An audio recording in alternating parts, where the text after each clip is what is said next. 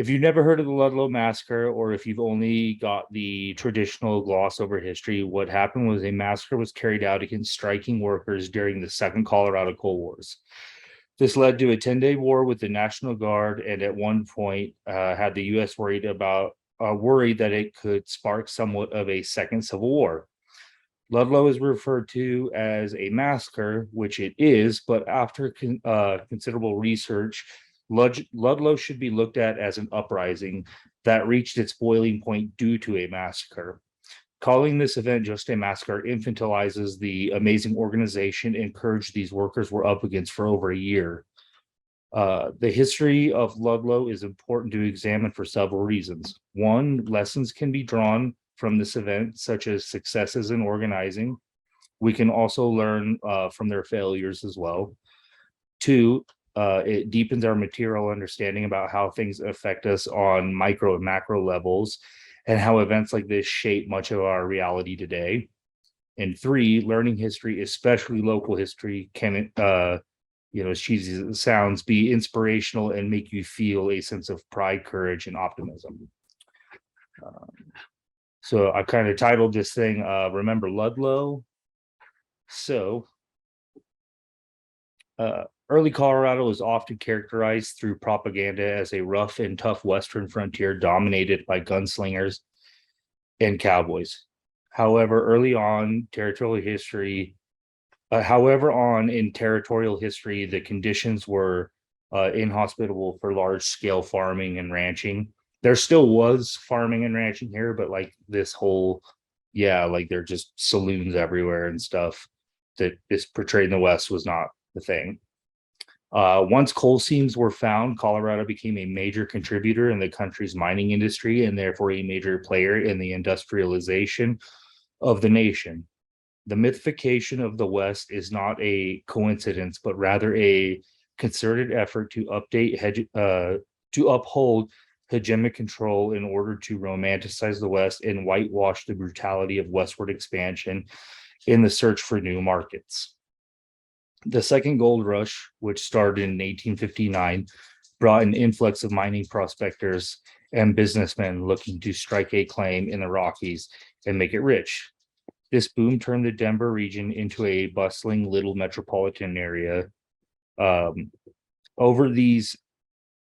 time, these operations, whether mining or supporting mining, transformed into industries who not only sought gold and silver, but other precious materials and minerals.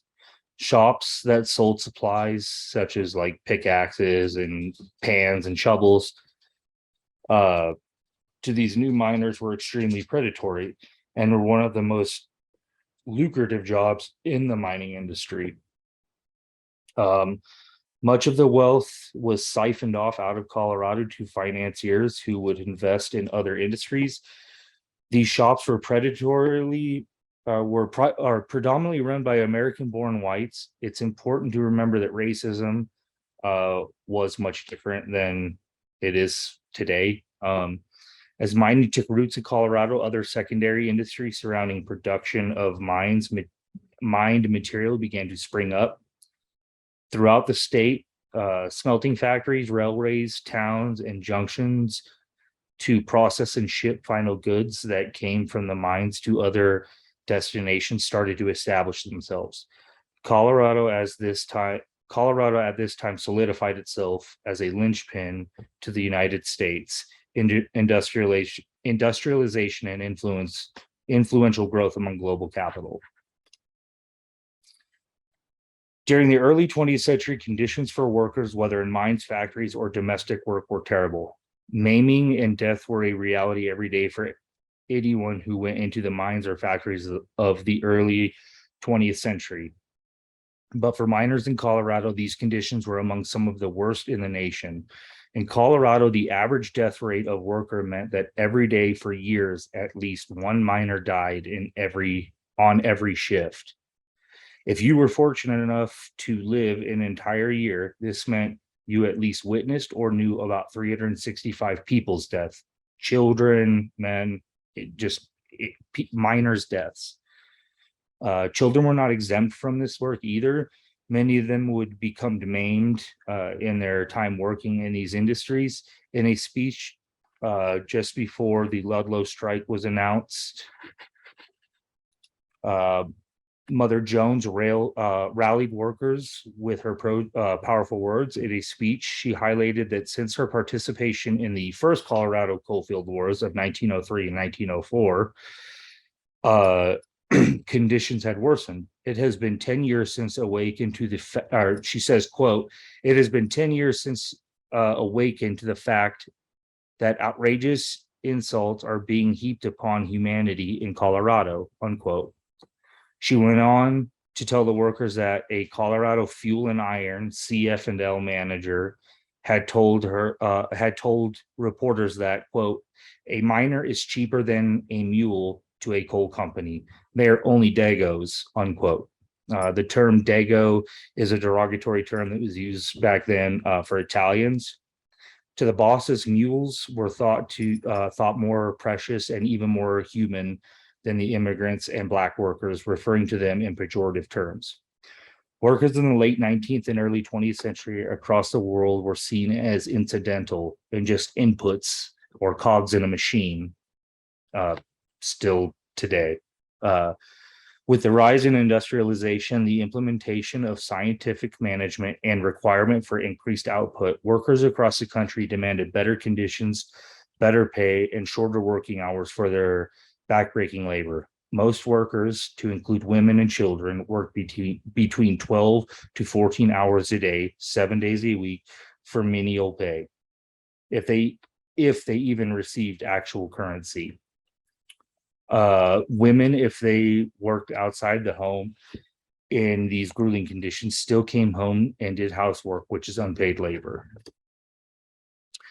Due to the poor conditions and pay, around 10,000 immigrants and workers working and living in the Southern Colorado mining district decided to strike. Living conditions for these workers were no better than their working conditions. Colorado miners and their families lived in what is called company towns. These were not just special to Colorado. These were, kind of standard practice at the time. This is a town that is built on funding by the company. So all the homes, the shops, the doctors, and the schools were owned by the company. These towns were usually segregated by nationality and race in order to prevent workers from talking and organizing. They figured that if people who spoke different languages were separated and different races were separated, that it would kind of divide workers. Workers were also paid in what is called company scrip. I got some pictures here. Scrip was currency created by the company that they would pay with the workers with. So not even legal currency. If you look at the Colorado Supply one, it says this is not meant to be used as money. All of this poses problems when it comes to existing and resisting. One, if the company owns your home and you strike or die, your family was evicted from the town with no security, just kicked out.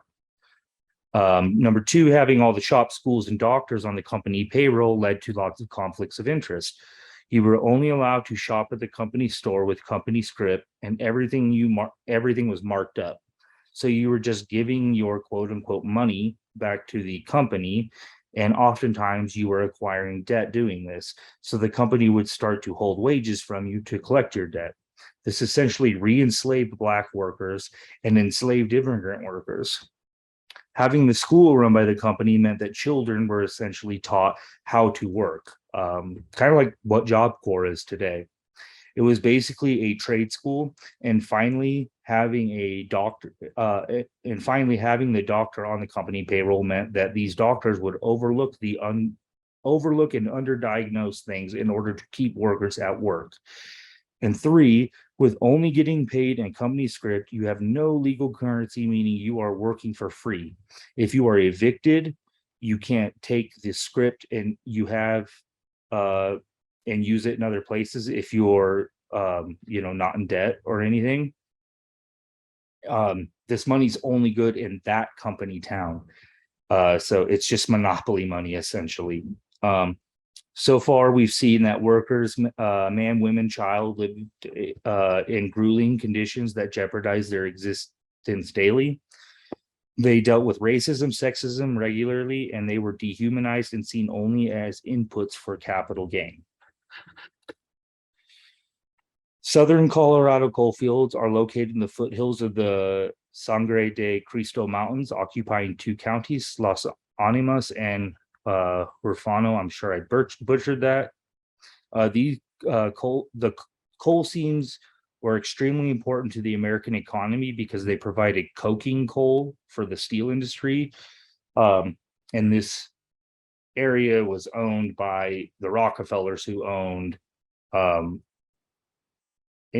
steel industry, and then they also owned this. So it provided coking coal for the steel industry, which supplied rails for expanding U.S. rail systems and beams for the up and coming cities. Coal is part of the steel making process and is produced by heating coal at high temperatures for long periods of time. The seams that were mined in the southern coal fields contain the second highest quality of coal. It's called bituminous. I'm sure I butchered that too. What makes this coal desirable to the production of steel is the high carbon and low moisture content. On September 23rd, 1913, the United Mine Workers of America declared that mine workers in southern Colorado were laying down their tools and going on strike against the Colorado Fuel and Iron Company, like I said earlier, which was owned by the Rockefeller family, and was very important in the empire as well as the functioning of the economy. So a strike was detrimental to both of these interests.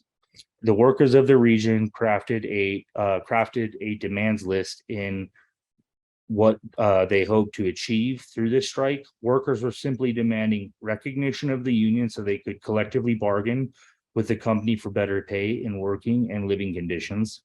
They were demanding a 10% increase in their wages on the tonnage they produced. They also wanted to be paid by the actual ton, which is 2,000 pounds, not what was called the long ton, which was 2,200 pounds. Miners were paid by the ton of coal they mined, not by the hours they worked. And Colorado miners were the lowest paid in the Rocky Mountain region. Other demands were an 8-hour workday, payment for work that was needed to upkeep the mine. This was called dead work. Dead work was things like setting up truss beams, making sure equipment was working, basically anything required to do the job of mining. They were also demanding the ability to select their own check weightmen who would be fair in checking their weight that each miner produced. The company check weighmen were scandalous and would short workers on their weight or claim that they would find rocks in their load so they wouldn't get paid for it. The biggest demand, however, was the enforcement of Colorado mining laws and the abolition of the company guard system. Shortly after the strike was announced, local Denver socialists penned an open letter to the governor. This letter was a call for the governor to use strike power or state power to take over the coal mine and operate it until CF&L and UMWA workers could come to an agreement in hopes of curtailing aggressions on either side. Their letter addressed what was transpiring at the strike camps, expressing quote, conditions of civil war exist in the Colorado coal fields, that the miners are on a strike and the operators have employed a private army armed with the latest improved weapons, including armored automobiles on which are mounted fire machine guns, unquote. The mine operators justified this action in the protection of property.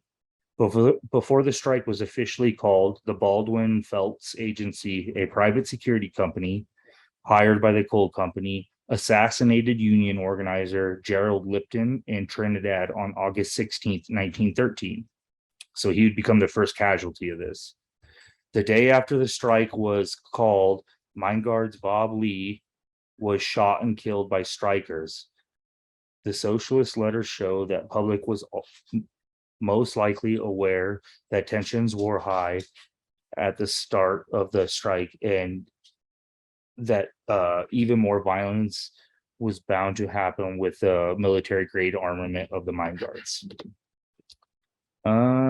So the situation developed quickly once the strike was officially called. Families were evicted from homes. This meant that thousands of people were homeless and penniless. On the 27th of September, UMWA leaders used union dues to secure tents, to which they established around a dozen tent colonies for striking miners and families. These camps were unique in their diversity, drawing from almost 24 nationalities and racial groups who interacted in a rather harmonious way. There were community kitchens, a baseball field was made, and some tents became schools. It's important to remember still that this was still very much divided along gender lines. Obviously, schools and these kitchens are ran by the women. Seeing this harmonious living between such quote unquote, barbarous and uncivilized people was something that would not have been common for the mine guards to have ever seen. Between October 26th and 28th, the Battle of Berwyn ensured that strikers attacked both the Battle at Berwyn ensued as strikers attacked both Berwyn and Hastings coal camps. On the 28th day, fighting subsided. Governor Amos ordered the National Guard to muster and maintain peace in the southern Colorado coalfields. On November 1st, 1913, National Guardsmen established a camp near Ludlow, slowly escalating the situation. The winter of 1913 was particularly harsh for Colorado, and the strikers were living in tent colonies. At the start of December, the state was in a crisis of the worst snowstorm in 25 years. For 5 days, thick, heavy snow fell, destroying homes, stopping trains, and killing off livestock. At the tent cities, upwards of 3 feet accumulated. Workers and their families made do with what they had and pulled together so they could survive, but conditions were still bleak. The rifle telegram made known that in total, 500 cattle and upwards of 10,000 sheep perished due to the snowstorm. With a loss of animals, stoppage of supply chains, and coal miner striking, Colorado faced disaster in the winter of 1913. Many families did not have enough coal to heat their homes, and food supplies became a concern. Some of the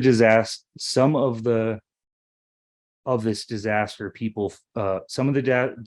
people face were most certainly blamed by some Coloradans on striking workers.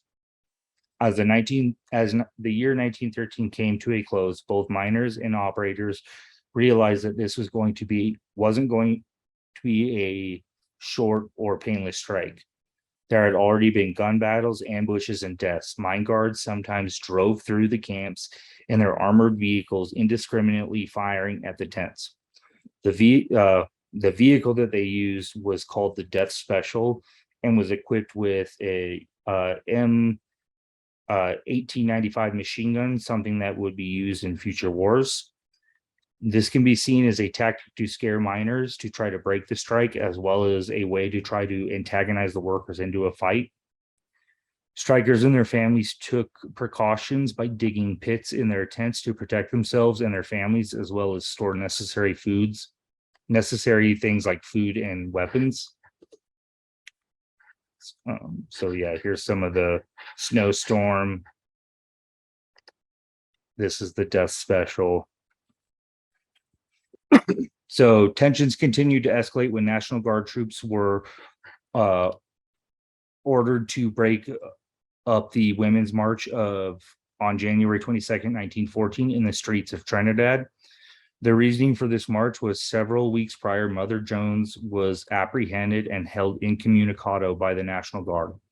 After Mother Jones had left Ludlow at the start of the strike to go and try to garner support for the workers, General John Chase took it upon himself to ban Mother Jones from re-entering to Trinidad and declared martial law in the town. In early January, she unsuccessfully attempted to sneak into Trinidad twice, the first time resulting in her being shipped back to Denver. The second time, she was detained by the guardsmen for 9 weeks. As a result, women dressed in their Edwardian fashion era hats with signs reading "Mother Jones has done anything we wouldn't do," took to the streets demanding her release. The demonstration clearly challenged the decision of General John Chase, to which he responded with force by having mounted guardsmen charge the women and other demonstrators, dispersing them in a frenzy. Up to this point, the guardsmen that had been at Ludlow since November had maintained relatively peaceful relationships with the strikers. This did not mean that they were strikers' allies. They were simply there to attempt to keep the peace between strikers and the hired company guards, the Baldwin-Felts agents. Guardsmen, it's important to remember, guardsmen, unlike today, were not meant to be long-standing forces that had multi-year contracts that they signed. Usually, once a soldier was mustered for service, they served up to 90 days. By the time the Women's March in Trinidad had happened, most of the guardsmen who originally set up camp outside of Ludlow in November were demobilized and sent back to Denver and surrounding areas where they lived. This left a vacuum in the ranks of the National Guard and unit.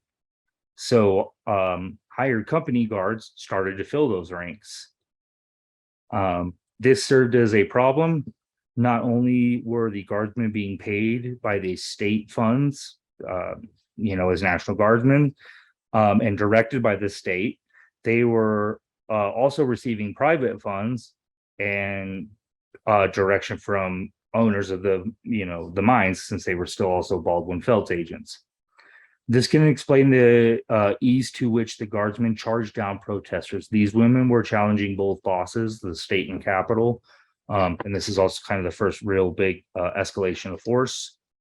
So this is kind of a map to show what the whole area looked like.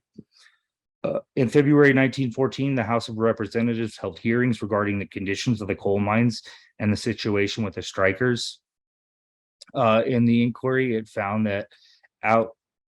out that mine operators had met with Adelbert Stewart, an employee for the Department of Labor. And upon his request, the mine operators thought that they would take this opportunity to tell their side of the story as an attempt to influence Mr. Stewart's opinion on the situation. Mr. Stewart had informed the mine operators that he was not there to intervene in the strike, but rather gather information to, quote, report to his superior that there should be a congressional investigation. Mr. Stewart's report to his superior found evidence that mine operators had not consented to arbitration, and had they done this, the strike may have been averted entirely. As questions continued of the mine operators, information about a report from a grand jury in Pueblo surfaced. In this report, it mentioned operators agreeing across company lines to oppose labor organization and fraternal societies in the work camps because, quote, fears of the effects of such organization in taking from them the control and discipline of their men. Which was a violation of state law. The report continued, quote, the coal companies have been sufficiently influential to nominate, elect, and control many county officers and have done so with the result of complicating the industrial situation by arousing political prejudice, unquote. It is clear in this congressional hearing that the action of the mine companies and the operators did not de-escalate this situation, but rather they exacerbated them and set the groundwork for what was about to happen. So on April 20th, 1914, the Colorado coalfields became a scene of chaos, carnage, and depravity. It was a battlefield. It is unclear exactly how the situation erupted, and historians to this day still differ. This is kind of the way that I see it. The morning of April 20th, Louis Tikas, the Greek strike captain, was questioned by leading members of the National Guard. He was then struck over the head with the buttstock and then shot point blank repeatedly in the back. Around this time, guardsmen and strikers started to exchange fire. It is possible that the National Guard, who were also hired company guardmen, opened fired first, and this caused Tikas to try and flee, resulting in him being hit and then shot in the back. Or Tikas could have been executed, and the sound of the repetitive gunfire from the direction of the National Guard location inspired the strikers to open fire in their direction. Either way, chaos erupted and troops fired machine guns into the tent village, which housed the families of strikers. The strikers, majority of whom were veterans of the Balkan Wars in 1912, used their combat experience to maneuver away from the tents, drawing National Guard fire so families could make a dash for safety. However, not every family ran. Some hid themselves in the cellars they had dug previously to protect against these type of attacks. With the tent colony vulnerable and unprotected, the National Guard seized it, and shortly after, it was engulfed in flames. William Snyder, a striker, later testified to the coroner that his 12-year-old son, Frank, was shot in the head and blew the top portion of his head off. The coroner proceeded to ask if the tent colony was set afire by the National Guard. William responded, "Yes, sir." My wife then said, "For God's sake, save the children." William continued, quote, "They, the National Guardsmen, said, quote, 'What are you doing here? You son of a bitch, get out of here and get out damn quick at that. You redneck son of a bitch, I have a notion to kill you right now,' unquote." In the chaos of all of this, newspapers rustled to be the first to report on the situation, resulting in misinformation and distorted narratives. In the Brandon Bell newspaper, big bold letters stating 13 killed at Ludlow battle was published on April 24th, 4 days after the initial battle. However, on April 23rd in Morrison, they reported that 33 individuals had died and many were missing or wounded. The Brandon Bell newspaper only reported charred remains of the 13 children that were found in a cellar, leaving out the 2 women who were found in the cellar with the children, and people like Frank Snyder, the 12-year-old who was shot and killed.